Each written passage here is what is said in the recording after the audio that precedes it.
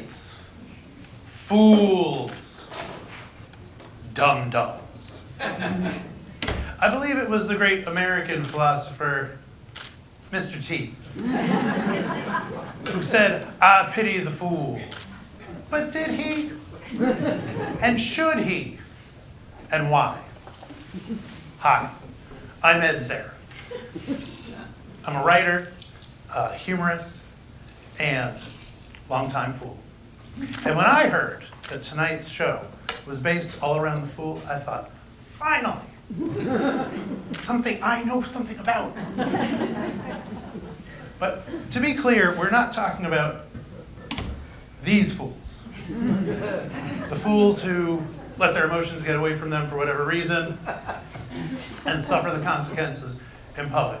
No, we're here to talk about the wise fool.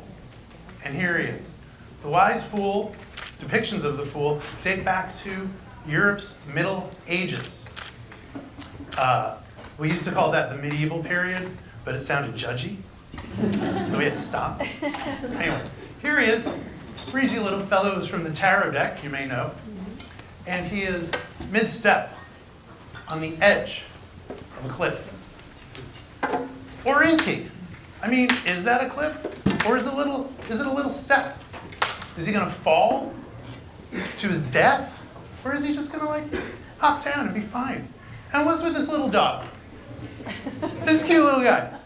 Is this friend or foe? Is the dog pushing him over? Or is the dog warning him? We don't know. We don't know. And therefore, anything is possible. And that is the message of the fool. The fool exists in a field of infinite possibilities. Now, our pal William Shakespeare, we've heard a little bit about him tonight. William Shakespeare knew this. William Shakespeare thought, okay, took the fool and he transformed the fool into the jester. And he gave the jester this incredible power. And what's the power? The power of possibility. For you see, the jester holds a very special position. While other members of the court have to bow down or stand below His Royal Highness, not the jester. The jester stands beside the king. Why? Well, he's charged with entertainment and amusement and telling jokes. Ah, jokes. Here's the secret about jokes. Jokes contain truth, and truth invites risk and sometimes danger. So that's the deal for the fool. The fool can say anything they want, as long as they don't take it too far. They can insult just a little bit. But if they insult the king, and if he attracts his ire, it's off with your head. And the fool loses everything. Presenting the Smothers Brothers. I love these guys. Who remembers the Smothers Brothers? Yeah. Tommy and Dick. Smart one and the dumb one. The fool and the serious guy. Now these guys, they did it all. They were great. Very charming, right? They played instruments. They sang songs. They told jokes. And at the height of their powers, they had the Smothers Brothers Comedy Hour, and that had everything. It was popular. It had critical acclaim. It had the ratings. It was a great show. And they got canceled right in the middle of it.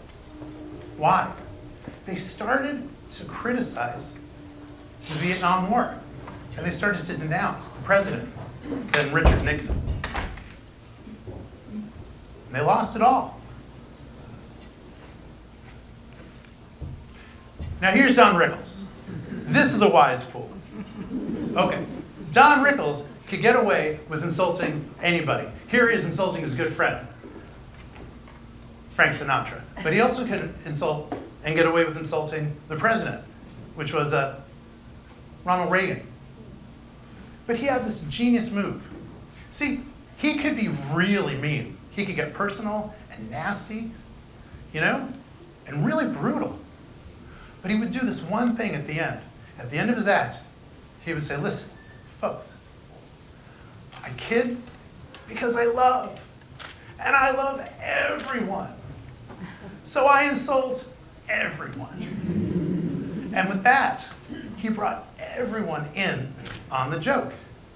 And he did it in a way that made you feel good, made you feel safe, even special to be in his crosshairs.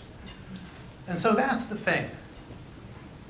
If comedy, if jokes are the truth, and if that's like a sword, then the delivery is like a shield.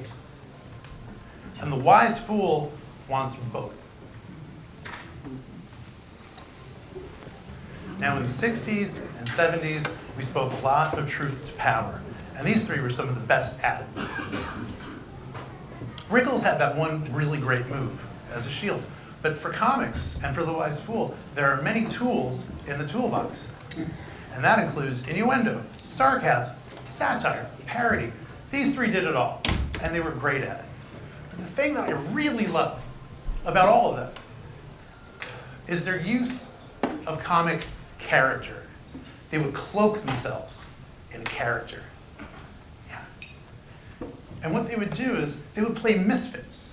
They would play people on the fringes of society. It could be like a child or someone who's down and out, even an addict. These are people who, far from being a threat to the system, they would play people who are on the fringes of it and who are often its victims. And it was from that point of view that they would launch their attacks and their critiques of the system. And it was great. They got to say what they wanted under the cover of comedy. They said their piece. They kept their heads. It's a trick that not everyone can master. Sword and shield. Now these two guys, yeah. They like to swing that sword, don't they? Yeah, they're good at swinging the sword. I love them both. Kimmel and Colbert, a lot of respect. They swing that sword, they swing it hard, and they strike blows. And they do it over and over every night, and they're relentless. And that's their right to attack the king every night. Some would say that's their job, that's their duty as comedians. But the thing about them is, for me, there's a contempt there, And when criticism is open, and it's openly hostile, and lines of attack are direct, it leaves the critics open and defenseless and vulnerable, and that invites further attack. And it's difficult, because at the end of the day, you want for the king to hear the wise fool. Because the secret here is the king needs the wise fool. Now, we do have kings. And we do need, I guess we do need in some ways to support them. The wise fool wants to be able to communicate in a way where they can be heard. And when they have too much sword and no shield, the message gets lost. And there's no communication, no direct communication between them. Everyone needs to know the truth, especially a king. Kings don't benefit just from flattery. Now, you can't play it too safe. Here's Jimmy Fallon. I love Jimmy Fallon too. Jimmy Fallon, in his interview with Donald Trump, he asked him one thing. He said, "Can I mess up your hair?" And here he is. He said, "Yeah, mess up my hair." He messed up his hair. Now, I thought this was actually a really smart way of answering a question that a lot of people had. And that question was, is that thing a wig? And the problem was, it wasn't.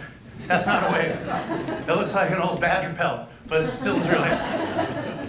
Okay, so what happened was then, Jimmy Fallon got so much criticism for humanizing Donald Trump. I don't know if you remember this. He got in trouble for humanizing Donald Trump. I looked into it. Donald Trump is actually human. Do you know how disliked you have to be for other humans to decry your humanity? It's a lot. And that's what happened. Jimmy Fallon had to apologize for this bit. And they're still talking about it in Asbury Park. But here's the problem with too much shield. It comes off as weak. And it seems like the king has gotten the best of you. And that's no good either, because there's no communication, and the truth has not been said. So now at this point, you guys are going, Ed, this is an impossible task. How can you be the wise fool to speak true, to have an equal measure of sword and shield, and keep your head, and not lose your job, and not get all this criticism? Friends, I'm here to tell you, it is possible. Who do you think? It's Letterman, the king. David Letterman, here he is. His interview with Donald Trump is a masterclass. It is the wise fool at work and at play. What he does is he lures him into this familiar territory that he's got. He has him complain about China. China. Remember China?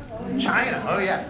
China's our enemy, and they're going to take over, and all of our leaders are weak, and I have to stand up to them. Only I can do it, and that's all that. He says all that stuff. Then he takes out his ties. And he says, hey, these are Trump ties. Where are your Trump ties made? They're made in China. He's not standing up to anybody. He's in bed with them. He's having his stuff made in China to save a few bucks instead of having things made in the USA. Dave Letterman exposes Donald Trump in this moment as a hypocrite on national TV in front of millions of people. And here's the thing that I love about this performance of Letterman's. The whole time that he's doing it, he's casually reassuring him. You know? Because he can tell, look at him. He's looking off at his friend or somebody, like, what the hell's going on? How did you get me in this kind of trouble, right? He knows he's being attacked. There's nothing he can say about it. Because the whole time, Letterman is reassuring and calming him. And he's going, calm down. He's literally saying, calm down, relax. We're all friends here. We're just talking.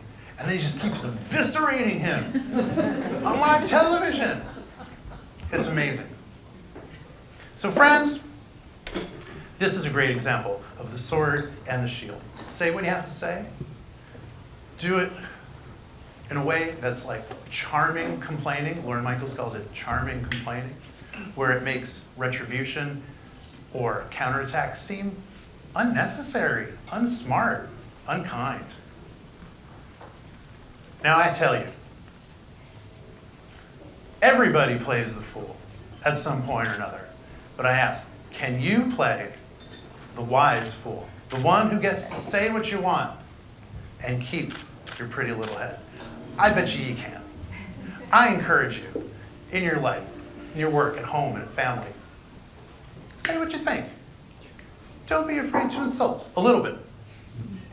Keep your head, and remember, for you, my beautiful wise fools, anything is possible if you take a leap.